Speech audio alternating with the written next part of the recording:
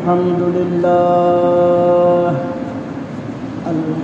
لله وكفى وسلام على عباده الذين اصطفى أما بعد فقد قال الله تعالى في كلامه المجيد وفرقانه الحميد أعوذ بالله من الشيطان الرجيم بسم الله الرحمن الرحيم ألا بذكر الله تطمئن القلوب وقال رسول الله صلى الله عليه وسلم إن الله لا ينظر إلى صوركم وأموالكم ولكن ينظر إلى قلوبكم وأعمالكم بارك الله لنا ولكم بالقرآن العظيم ونفعنا وإياكم بالآيات والذكر الحكيم درشد برشوي اللهم صل على محمد وعلى آل محمد كما صليت على إبراهيم وعلى آل إبراهيم إنك حميد مجيد اللهم بارك على محمد وعلى آل محمد كما باركت على إبراهيم وعلى آل إبراهيم إنك حميد مجيد محترم حاضرین মহান আল্লাহ রব্বুল আলামিনের দরবারে অসংখ্য শুকরিয়া তিনি আমাদেরকে অত্যন্ত দয়া করে আজকে জুমার দিনে জুমার নামাজ আদায় করার পাশাপাশি কিছু দিন আলোচনা করার জন্য শোনার জন্য পৃথিবীর সর্বশ্রেষ্ঠ স্থান মসজিদে আসার এবং বসার তৌফিক দান করেছেন এজন্য দিল থেকে কালিমাতা শুকর আদায় করি বলি আলহামদুলিল্লাহ। প্রধানত দুইটি জিনিসের সমন্বয়ে মানুষ সৃষ্টি করা হয়েছে। আর একটু সহজ করে যদি বলি, দুইটা জিনিসের মাধ্যমে মানুষ সৃষ্টি করা হয়েছে। দুইটা জিনিসের একটা জিনিস হলো দেহ বা শরীর, আর একটা জিনিস হলো কল্ব বা অন্তর বা মন, যেটাই বলেন। দেহের তুলনায় কল্পটা, মানুষের অন্তরটা অতি ক্ষুদ্র একটা অংশ, কিন্তু আল্লাহ পাক রব্বুল আলামিন এই কল্পের ভিতরে এমন এক পাওয়ার, এমন এক শক্তি আল্লাহ তাআলা কল্পের ভিতরে রাখছেন, যেই পাওয়ারে, যেই শক্তিতে মানুষের কল্প নামক অঙ্গটা তার দেহে, গোটা দেহের মধ্যে যত অঙ্গ প্রত্যঙ্গ আছে সব অঙ্গ প্রত্যঙ্গের উপরে সে রাজত্ব করে। এক কথায় মানুষের কল্পটা হলো রাজা, আর মানব দেহের অন্যান্য যত অঙ্গ প্রত্যঙ্গ আছে সেগুলো হলো কল্পের প্রজা। কল্পটা হলো রাজা, আর অন্যান্য অঙ্গ প্রত্যঙ্গ যেগুলো আছে সেগুলো কি প্রজা। প্রজারা কার হুকুমে চলে, কি বলেন? প্রজারা রাজার হুকুমে চলে। তা কল্পটা হলো রাজা, অন্যান্য অঙ্গ প্রত্যঙ্গ হলো প্রজা। খুব সংক্ষেপে এখানে যে কথাটা বলতে চাই, এজন্য ক্ষুদ্র কোনো জিনিস, ক্ষুদ্র কোনো মানুষ, ছোট মানুষ, এদেরকে অবজ্ঞা না করা। হয়তোবা ছোট্ট একটা জিনিসের মধ্যে সাধারণ একজন মানুষের মধ্যে আল্লাহ পাক রব্বুল আলামিন এমন প্রতিভা আল্লাহ লুকায়িত রেখে দিয়েছেন, যার মাধ্যমে সমাজ রাষ্ট্র উপকৃত হতে পারে। এজন্য ছোট জিনিস, ছোট মানুষকে না জেনে না বুঝে অবজ্ঞা না করা, বরং তাদের ভিতরে যেই প্রতিভা আছে সেগুলোকে মূল্যায়ন করা। তাদের প্রতিভাগুলোকে যদি মূল্যায়ন করা যায়, তার মাধ্যমে সমাজ রাষ্ট্র দেশ উপকৃত হবে ইনশাআল্লাহ। আল্লাহ তাআলা আমাদেরকে বোঝার তৌফিক দান করুন। এরপরে আসেন, আল্লাহ পাক রব্বুল আলামিনের মূল লক্ষ্য, গোটা দেহের মধ্যে আল্লাহ পাক রব্বুল আলামিনের মূল লক্ষ্যস্থল হলো মানুষের কল্প, মানুষের অন্তর। বুঝতেছেন আমার কথাগুলো? আমি যে হাদিস আপনাদের সামনে আজকে তেলাওয়াত করছি, রাসূল আকরাম সাল্লাল্লাহু আলাইহি ওয়াসাল্লাম এই হাদিসের মধ্যে বলছেন, ইন্নাল্লাহা লা ইয়ানজুরু ইলা সুওয়ারিকুম, ইন্নাল্লাহা লা ইয়ানজুরু ইলা সুওয়ারিকুম, নিশ্চয় আল্লাহ পাক রব্বুল আলামিন তোমাদের সুরত দেখেন না, তোমাদের বাহ্যিক আকার আকৃতি আল্লাহ দেখেন না। ওয়া আমওয়ালিকুম, তোমাদের সম্পদও দেখেন না, যে কার কি পরিমাণ সম্পদ, যার সম্পদ বেশি সে আল্লাহ তাআলার কাছে দামি, এমন না বিষয়টা। আল্লাহ তাআলা তোমাদের বাহ্যিক সুরত দেখেন না, আল্লাহ তাআলা তোমাদের ধন সম্পদ দেখেন না। অন্য আরেক বর্ণনায় এসছে আল্লাহ তাআলা আজিজ সালিকুম, আল্লাহ তাআলা মানুষের বডি দেখেন না, যে কার বডি কতখানি। আল্লাহ তাআলা দেখেন কি, ওয়ালাকিন ইয়ানজুরু ইলা কুলুবিকুম ওয়া আমালিকুম, আল্লাহ তাআলা দেখেন তোমাদের অন্তর আর তোমাদের আমল। আল্লাহ তাআলা কি দেখেন? তোমাদের অন্তর আর আমল। আল্লাহ তাআলা কিয়ামতের ময়দানে দেখবেন, দুনিয়ায় তো মনে করেন যে উপর দিয়ে বন্ধুত্ব, উপরে বন্ধুত্ব, কিন্তু অন্তরে কি? শত্রুতা। দুনিয়া তার বোঝাকে দেয় নাই আছে।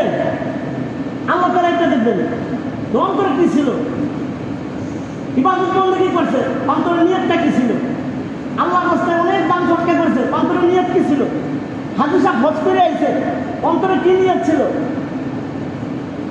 আল্লাহ তাআলা মানুষের অন্তর দেখবেন, আল্লাহ তাআলা মানুষের আমল দেখবেন, যে তোমার আমলটা কি, নেক আমল করে আসছো না বদ আমল করে আসছো। এজন্য এই হাদিস যখন পড়ি তখন হযরত বেলাল রাদিয়াল্লাহু তাআলা আনহুর কথা মনে পড়ে যায়। বেলাল রাদিয়াল্লাহু তাআলা আনহুর গায়ের রং ছিল কুচকুচে কালো। বেলাল রাদিয়াল্লাহু তাআলার গায়ের রঙের কথা বলতে, কুচকুচে কালো ছিল বেলাল রাদিয়াল্লাহু তাআলার গায়ের রং, কিন্তু অন্তরটা সাদা ছিল, অন্তরটা সাদা ছিল। এজন্য আল্লাহ পাক রব্বুল আলামিন হযরত বেলাল রাদিয়াল্লাহু তাআলা আনহুর মর্যাদা অনেক অনেক গুণ বাড়ায় দিয়েছেন। দেখুন, রাসূল আকরাম সাল্লাল্লাহু আলাইহি ওয়াসাল্লাম মেরাজ রজনীতে তিনি জান্নাত পরিদর্শন করতেছিলেন, জান্নাতে ঘোরাফেরা করতেছিলেন, দেখতেছিলেন। ওয়াজ আপনারাও জানেন, আমি শুধু মুযাকারা করতেছি, আবার আপনাদেরকে স্মরণ করা দিতেছি। রাসূল আকরাম সাল্লাল্লাহু আলাইহি ওয়াসাল্লাম জিজ্ঞেস করলেন, হে ভাই জিবরাইল, এই জান্নাতের মধ্যে কার পদধ্বনি শোনা যায়, কার পায়ের শব্দ শোনা যায়? হযরত জিবরাইল আলাইহিস সালাম বললেন যে এ তো আপনার গোলাম বেলালের পায়ের আওয়াজ। রাসূল আকরাম সাল্লাল্লাহু আলাইহি ওয়াসাল্লাম বললেন, বেলাল কোথায়, আমি কোথায়?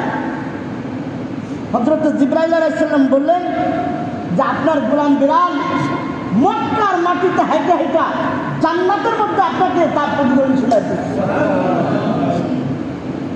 এরপরে আসেন,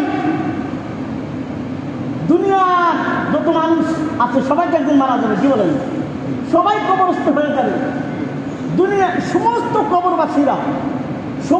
কবরবাসীরা জান্নাত নিজ কবর থেকে উঠবে। অন্যান্য সাহাবায়ে কেরাম যারা তারা সব নিজ কবর থেকে উঠবে, কিন্তু বেলাল রাদিয়াল্লাহু তাআলা আনহু মদিনা থেকে তার যে কবর দূরত্ব হলো ৪,৫০০ কিলোমিটার। ৪,৫০০ কিলোমিটার দূরত্ব মদিনা থেকে বেলাল রাদিয়াল্লাহু তাআলা আনহুর কবর। সমস্ত কবরবাসীরা নিজ নিজ কবর থেকে উঠবে, কিন্তু একমাত্র বেলাল রাদিয়াল্লাহু আনহু সে তার নিজ কবর থেকে উঠবে না, ওইখান থেকে ডুব দেবে আর মদিনাতুল মুনাওয়ারায় রাসূল আকরাম সাল্লাল্লাহু আলাইহি ওয়াসাল্লামের পায়ের থেকে দিয়ে উঠবে। আর উঠে আযান দেবে, উঠে কি দেবে? আযান দেবে। এখনো আযানের সেই রেওয়াজ এখনো দুনিয়ায় আছে, কিন্তু বেলাল রাদিয়াল্লাহু তাআলা আনহুর মতো আযান আর এখনো দুনিয়াতে নাই। এখনো সেই আযান আর এখনো নাই। उसमें आज़ा रह गई है, रूह बिलाली ना रही, फलसफा तो रह गई है, तलकीन गजाली ना रही। उसमें आज़ा रह गई है, रूह बिलाली ना रही। আযানের নিয়ম রীতি এগুলো তো এখনো দুনিয়ায় বাকি আছে, কিন্তু রুহে বিলালি না রহি, কিন্তু সে বেলাল রাদিয়াল্লাহু তাআলা আনহুর সে রূহ, সে বেলালি আযান আর এখনো দুনিয়াতে নাই। ফলসফা তো রহ গই হে, তালকিন গজালি না রহি। ফলসফা দর্শন বিদ্যা, দর্শন বিদ্যা তো এখনো দুনিয়ায় আছে, কিন্তু ইমাম গাজালি রহমাতুল্লাহ আলাইহির মতো দার্শনিক আর এখন নাই। হযরত বেলাল রাদিয়াল্লাহু তাআলা আনহু কবর থেকে উঠার সাথে সাথেই কিয়ামতের ময়দানে তিনি আযান দিলেন। আসেন সামনে বাড়ি। রাসূল আকরাম সাল্লাল্লাহু আলাইহি ওয়াসাল্লামের ইন্তেকালের পর পৃথিবীর কোনো মানুষকে তিনি তার জিয়ারতের জন্য বলেন নাই, কিন্তু বেলাল রাদিয়াল্লাহু আনহু একমাত্র ব্যক্তি যে রাসূল আকরাম সাল্লাল্লাহু আলাইহি ওয়াসাল্লামের ইন্তেকালের পর বলছেন, ইয়া বেলাল, কি হলো তুমি মদিনা ছেড়ে চলে গেলা? কি হলো তো তুমি মদিনা ছেড়ে চলে গেলা? কেন তুমি আমাদের জিয়ারতে আসো না? বেলাল রাদিয়াল্লাহু তাআলা মদিনায় এসে গেছে। এটা হলো হযরত বেলাল রাদিয়াল্লাহু তাআলার মর্যাদার কথা বলতেছে। সমস্ত মানুষ পৃথিবীর কিয়ামতের ময়দানে হিসাবের কাঠগড়ায় দাঁড়াবে, একমাত্র ব্যক্তি হিসাবের কাঠগড়ায় দাঁড়াবে না, সে হলো বেলাল রাদিয়াল্লাহু তাআলা। এরপরে আসেন, জান্নাতের মধ্যে যাওয়ার জন্য রাসূল আকরাম সাল্লাল্লাহু আলাইহি ওয়াসাল্লামের বুরাক আনা হবে। আমাদের নবীর আগে তো অন্য কোনো নবীরা জান্নাতে যেতে পারবে না। আমাদের নবী জান্নাতে যাওয়ার জন্য ওনার জন্য বুরাক আনা হবে। এখন বুরাকের লাগাম কে ধরবে? সমস্ত দুনিয়ার সমস্ত মানুষ সবাই তাকায় থাকবে যে আজকে কাকে ডাকা হবে। জিবরাইল আলাইহিস সালাম পর্যন্ত মানে অপেক্ষায় থাকবে যে আমাকে ডাকা হয় কিনা ওই লাগাম ধরার জন্য। ওই হাসরবাসীর সামনে আল্লাহ পাক রব্বুল আলামিন বলবেন, আইনা বিলাল, বিলাল কোথায়? বিলাল রাদিয়াল্লাহু তাআলা আনহু আল্লাহ রাসূল সাল্লাল্লাহু আলাইহি ওয়াসাল্লামের জান্নাতে যাওয়ার যে বাহন, ওই বাহনের লাগাম ধরে ধরে জান্নাতের দিকে নিয়ে যাবেন। এই উম্মতের মধ্যে সর্বপ্রথম বিলাল রাদিয়াল্লাহু তাআলা আনহু জান্নাতের দরজায় পৌঁছবেন। তার কারণ লাগাম যে টানে সে আগে থাকে না পিছনে থাকে? বলেন, লাগাম যে টানে সে আগে থাকে না পিছনে থাকে? লাগাম যে টানে সে আগে থাকে। এই হিসেবে হযরত বেলাল রাদিয়াল্লাহু তাআলা আনহু সর্বপ্রথম জান্নাতের দরজায় পৌঁছবেন। যে জিনিসটা আমি বুঝাইতে চাচ্ছিলাম, দেখুন গায়ের রং কিন্তু কালো ছিল, বেলাল রাদিয়াল্লাহু তাআলা আনহুর গায়ের রং কিন্তু কালো ছিল। এখনো যদি ঢাকা শহরের নিগ্রোদেরকে দেখা যায়, যাদের বাড়ি আফ্রিকায়, অনেক এরকম মানুষ আপনারা দেখছেন চেহারার কি অবস্থা। বেলাল রাদিয়াল্লাহু তাআলা আনহু গায়ের রং কালো ছিল, কিন্তু অন্তরটা সাদা ছিল। এজন্য আল্লাহ পাক রব্বুল আলামিন হযরত বেলাল রাদিয়াল্লাহু তাআলা আনহুর মর্যাদা বাড়ায় দিয়েছেন। অন্য আরেকটা হাদিসের মধ্যে রাসূল আকরাম সাল্লাল্লাহু আলাইহি সাল্লাম বলেছেন, আলা ওয়া ইন্না ফিল জাসাদি মুদগাহ, হে উম্মতরা শোনো, মানব দেহের ভিতরে একটা গোশতের টুকরা আছে। মানব দেহের ভিতরে কি আছে? একটা গোশতের টুকরা আছে। ইদা সলাহাত সলাহাল জাসাদু কুল্লু, যদি ওই গোশতের টুকরাটা শুদ্ধ হয়ে যায়, ভালো হয়ে যায়, তাহলে তার গোটা দেহ সুস্থ হয়ে যায়। আমরা সুধা বাংলায় বলি, যার মন ভালো তার সব ভালো, যার মন ভালো তার সব ভালো। আল্লাহ রাসূল সাল্লাল্লাহু আলাইহি ওয়াসাল্লাম বলেন যে মানব দেহের ভিতরে একটা গোশতের টুকরা আছে, যখন ওই গোশতের টুকরাটা ভালো হয়ে যায়, সুস্থ হয়ে যায়, তখন গোটা দেহটা সুস্থ হয়ে যায়। ওয়াইদা ফাসাদাত ফাসাদাল জাসাদু কুল্লু, আর যখন ওই গোস্তের টুকরাটা নষ্ট হয়ে যায়, রোগাক্রান্ত হয়ে যায়, তখন তার পুরো দেহটা, পুরা দেহের যত অঙ্গ প্রত্যঙ্গ আছে সব কিছু রোগাক্রান্ত হয়ে যায়। আল্লাহ রাসূল সাল্লাল্লাহু আলাইহি ওয়াসাল্লাম এই হাদিসের শেষ ভাগে বলছেন, আলা ওয়াহিয়াল কলব, আর এই গোস্তের টুকরাটা হলো কলব। গোস্তের টুকরাটা কি? কলব, অন্তর, মন। এরপরে আসেন, মানুষের দেহ যেমন রোগাক্রান্ত হয়ে যায়, আমাদের দেহ মাঝে মাঝে রোগাক্রান্ত হয় না কি বলেন? আমাদের রোগ ব্যাধি হয় না কি বলেন? একটু উত্তর দিয়ে, আমি কি কবরস্থানে ওয়াজ করি না ডাঙ্গায় ওয়াজ করি আল্লাহ জানে। আমরা মাঝে মাঝে অসুস্থ হই না কি বলেন? আমাদের দেহটা মাঝে মাঝে রোগাক্রান্ত হয়ে যায়। মানুষের দেহ যেমন রোগাক্রান্ত হয়, রোগে আক্রান্ত হয়, ঠিক তেমনিভাবে মানুষের কল্প, মানুষের অন্তরটাও রোগাক্রান্ত হয়। আমাদের দেহ যখন রোগাক্রান্ত হয়ে যায়, আমরা যখন রোগে অসুস্থ হয়ে পড়ি, আমাদের দেহটা কীভাবে সুস্থ করা যায়, এজন্য আমরা পাগল পারা হয়ে যাই। কিন্তু এমনিভাবে মানুষের ভিতরে যে কল্পটা আছে, এই কল্পটাও মাঝে মাঝে রোগাক্রান্ত হয়। কিন্তু কলমের রোগের ব্যাপারেও আমাদের কোনো ফিকির নাই, আর কলমটা কীভাবে সুস্থ হবে সেই ব্যাপারেও আমাদের ফিকির নাই। এখন আসেন, মানুষের এই যে কল্প কোন কারণে রোগাক্রান্ত হয় জানার দরকার আছে না নাই? কি বলেন? কয়েকটা কারণে মানুষের কল্পটা, অন্তরটা রোগাক্রান্ত হয়ে যায়। এর মধ্যে একটা কারণ হলো তওবার আশায় গুনাহ করা। বুঝতে পারছেন জিনিসটা? তওবার আশায় গুনাহ করা। আরে এখন গান বাজনা জাগরার করি, পরে তওবা করে লাভ নেই। বিভিন্ন প্রকারের অবৈধ কাজ করে, সুদ খায়, ঘুষ খায়, আরও অনেক রকমের আছে। খালি সুদ আর ঘুষ এই দিনেই অপরাধ না। গান বাজনা করে, গান বাজনা শোনে, অনেক রকমের পাপ আছে। অবৈধ সম্পর্ক গড়ে পাপ কাজ করে তো আবার আছে।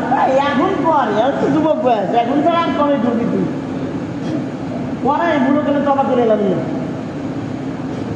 কল্পটা, মানুষের অন্তরটা রোগাক্রান্ত হওয়ার একটা কারণ যে তওবার আশায় গুনাহ করে। এর অনেক ব্যাখ্যা আছে, অনেক সময় লাগবে, যাই হোক সামনে যাই। এরপরে মানুষের কল্প রোগাক্রান্ত হওয়ার আরেকটা কারণ হলো এলেম শিখে আমল না করা। আমি তো বিশাল বড় মুফতি, মুহাদ্দিস, মুফাসসির, কিন্তু আমার এলেম আছে কিন্তু আমল নেই। এলেম শিখে আমল না করা, এটাও কল্প রোগাক্রান্ত হওয়ার একটা কারণ। এরপরে আসেন, আরেকটা কারণ হলো ইখলাসের সাথে আমল না করা। তার মানে আমল ঠিকই করে, নামাজ পড়ে, রোজা রাখে, হজ করে, যাকাত দেয়, সব কিছু করে, কিন্তু ওর মধ্যে ইখলাস নেই। ওর মনের মধ্যে আল্লাহর সন্তুষ্টির নিয়ত নেই। ও নামাজ পড়ে যাতে মানুষ পাক্কা নামাজি কয়, ও হজ করে যাতে এলাকার মানুষ হাজি কয়, ও যাকাত দেয় লাখ লাখ টাকা মানুষ যাতে মানুষ তার মালদার কয়, বিশাল দানবী এলাকা, এই নিয়ে সে দান করে, ইখলাসের সাথে আমল করে না। তো মানুষের কল্প, অন্তরটা রোগাক্রান্ত হওয়ার আরেকটা কারণ হলো ইখলাসের সাথে আমল না করা। আরেকটা কারণ হলো আল্লাহর দেওয়া রিজিক খেয়ে, আমরা যদি রিজিক ভক্ষণ করি, কার দেওয়া? আল্লাহর দেওয়া। আল্লাহর দেওয়া রিজিক খেয়ে আল্লাহর শুকর আদায় না করা। আল্লাহর দেওয়া রিজিক খেয়ে আল্লাহর শুকর না আদায় করা, এটার মাধ্যমেও কলব রোগাক্রান্ত হয়। আর শুকর আদায় করার দুটো সিস্টেম আছে। একটা সিস্টেম হলো ভালো, খুব বিরিয়ানি, পোলাও আর যা আছে সবটা কি আলহামদুলিল্লাহ, দুপুরবেলা আলহামদুলিল্লাহ করে ঘুমতেছে, একটা আসর মাগরিব বিষয় আপনার পার হয়ে গেছে, আলহামদুলিল্লাহ। এটা হলো মৌখিকভাবে আমি আল্লাহর শুকর আদায় করলাম। আর আসল শুকর আদায় করা হলো আল্লাহর হুকুম পালন করা। মসজিদ থেকে আজানের আওয়াজ আসছে, আল্লাহর হুকুম পালন করতে হবে, নামাজের দিকে ছুটে আসা। আল্লাহ বলছে সুদ খেও না, আল্লাহর হুকুম পালন করা। আল্লাহ বলছে হালাল খাও, হালাল ভক্ষণ করা। এগুলোর মাধ্যমে যে শুকর আদায় করা হয়, এটা হলো আসল শুকর আদায়। একটা হলো আপনি আমার ডাক দিয়েছেন, আমি বললাম জি ভাই আমি আসি এখানে, এই হলো একটা। আপনার কাছে গেলাম না, আপনার যে প্রয়োজন সেটা তো পুরো হইল না। আর আপনি আমার ডাক দিয়েছেন, আমি জি ভাই পেয়ে এক দৌড় দিয়ে আপনার কাছে চলে গেছি। আপনি কোনটা বেশি খুশি হবেন? পরেরটা বেশি খুশি হবেন? আমি ডাক দেওয়ার সাথে সাথে হুজুর আমার কাছে হাজির হয়ে গেছে। তো বলো, মানুষের অন্তর রোগাক্রান্ত হওয়ার একটা অন্যতম কারণ হলো আল্লাহর দেওয়া রিজিক খেয়ে আল্লাহ শুকর আদায় না করা। আরেকটা কারণ হলো আল্লাহর বন্টনে খুশি না থাকা। আল্লাহ আমার যে পরিমাণ দিয়েছে এতে আমি খুশি না, এতে আমি খুশি না, শুধু চিন্তা আরো কিভাবে হবে, আরো কিভাবে হবে, আরো কিভাবে হবে। আল্লাহর বন্টনে সে খুশি না। এটা হলো মানুষের কম রোগাক্রান্ত হওয়ার আরেকটা কারণ। আরেকটা কারণ হলো, অন্যতম একটা কারণ হলো মরদেহ মানুষের লাশ দাফন করার পর ওটার থেকে শিক্ষা গ্রহণ না করা।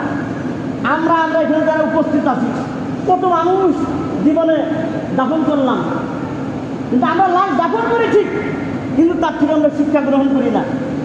এই জিনিসটা মনে আসে না যে আমারও একজন দাফন করবে, আমারও একদিন এই কবরস্থানে আসতে হবে। এই চিন্তাটা আমাদের থাকে না। অল্প কিছুক্ষণ থাকে, কবরস্থানে যতক্ষণ থাকি, জানাজার ময়দানে যতক্ষণ থাকি, এতক্ষণ থাকে, এরপরে শেষ। মানুষের অন্তর রোগাক্রান্ত হওয়ার আর একটা অন্যতম কারণ হলো মরদেহটাকে দাফন করার পর, লাশ দাফন করার পর সেটার থেকে শিক্ষা গ্রহণ না করা। এখন আসেন, কলবের রোগের কথা বললাম, এখন ওষুধের কথাও তো বলতে হবে, কি বলেন? এখন কলব কিভাবে সুস্থ করা যায়? এক নম্বর হলো মনোযোগ সহকারে কোরআন তেলাওয়াত করা। মনোযোগ সহকারে কোরআন তেলাওয়াত করা। অনেকেই কোরআন তেলাওয়াত করে টাকায় ওদিক থেকে এমনি করে সামনে করে তেলাওয়াত করতেছে। অনেকেই কোরআন শরীফ তেলাওয়াত করে এই করে ছেড়ে দেয়। আশ্চর্য লাগে আমার কাছে। মাঝে মাঝে দেখবে কোরআন শরীফ পড়বে, তেলাওয়াত করবে, সামনে ওরকম কোরআন লিখে দেয়, পার্শ্বতে লাগে, এইখানে লাগে, সেইখানে লাগে, কোরআনটা বাংলা দিয়ে ধরে এই বাবা ভাবছি আল্লাহর কালাম ডাইনারটা তোমার কে দিচ্ছে সেটা বই। কণ্ঠকে সুস্থ করার একটা মাধ্যম হলো মনোযোগ সহকারে কোরআনুল কারীম তেলাওয়াত করা। আরেকটা কারণ হলো, আরেকটা মাধ্যম হলো কম করে খাওয়া, পেট খালি রাখা।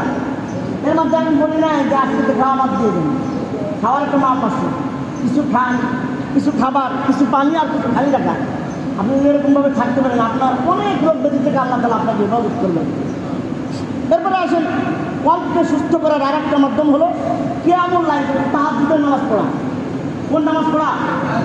তাহাজ্জুদের নামাজ পড়া। আর একটা মাধ্যম হলো শেষ রাত্রে উঠে দোয়া করা। শেষ রাত্রে উঠে আল্লাহ তাআলার কাছে দোয়া করা। প্রত্যেকের অনেক ব্যাখ্যা আছে, কিন্তু সময় তো কম, সবগুলো তো বলে ছাড়তে হবে। এরপরে আসেন সর্বশেষ, মানুষের অন্তরকে সুস্থ করার আর একটা মাধ্যম হলো বেশি বেশি জিকির করা। বেশি বেশি কি করা? জিকির করা। নামাজ, রোজা, অন্যান্য যত ইবাদত বন্দেগী আছে সব কিছুই আল্লাহর জিকির। কিন্তু আরেকটা জিকির আছে লফজান জিকির, মুখে মুখে আল্লাহর জিকির করা।